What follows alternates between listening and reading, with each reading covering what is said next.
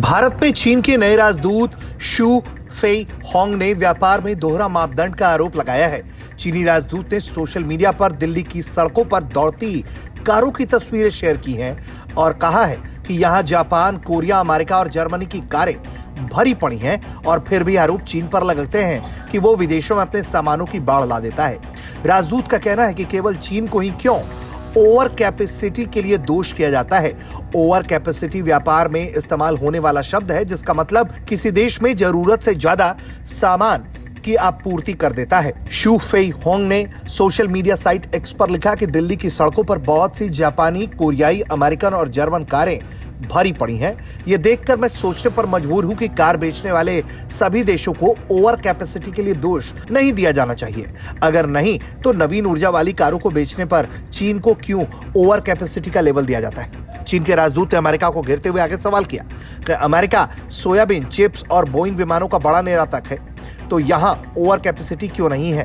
क्या ये खुलेआम दोहरे मापदंड अपनाना नहीं है? व्यापार का मतलब ये होता है कि गुणवत्तापूर्ण सामानों का आदान प्रदान लोगों के जीवन को बेहतर बनाने के लिए हो। अगर इसे ओवर कैपेसिटी कहा जाता है तो क्या हमें वैश्विक व्यापार को खत्म कर देना चाहिए? इसे लेकर वो ताबड़तोड़ सख्त रुख अपनाते हुए नजर आ रहे हैं। एक के बाद वो लगातार एक मैसेज अपने सोशल मीडिया एक्स पर डालते रहे। उन्होंने ये भी लिखा कि कुछ विशेष देश चीन के ओवर कैपेसिटी को इतना हवा क्यों दे रहे हैं। कुछ विकसित देश विकासशील देशों को सस्ते श्रम, कच्चे माल और प्राथमिक उत्पादों के स्रोत की तरह ही ट्रीट करते हैं और उनका मकसद हमें ग्लोबल वैल्यू चेन में सबसे नीचे रखना होता है। इसलिए चीन का नवीन ऊर्जा उद्योग उन्हें हैरान कर रहा है। वो तकनीक में एक अधिकार को बनाए रखने के लिए विकासशील देशों को विकास के उनके वैध हक से ओवर कैपेसिटी के नाम पर रोक रहे हैं। आपको बताएं कि ये जो चीनी राजदूत हैं वो बड़े दिनों के बाद आए हैं। भारत में चीनी राजदूत का पद 18 महीने तक खाली रहा, जिसके बाद मई के महीने में चीन ने शू फेई होंग को भारत का राजदूत नियुक्त किया। शू भारत में चीन के 17वें राजदूत हैं। पदभार संभालने के बाद शू ने कहा था कि उनकी प्राथमिकता विभिन्न क्षेत्रों में सहयोग और आदान प्रदान को फिर से बहाल करने और भारत चीन के मजबूत संबंधों के लिए अनुकूल माहौल बनाने की रहेगी।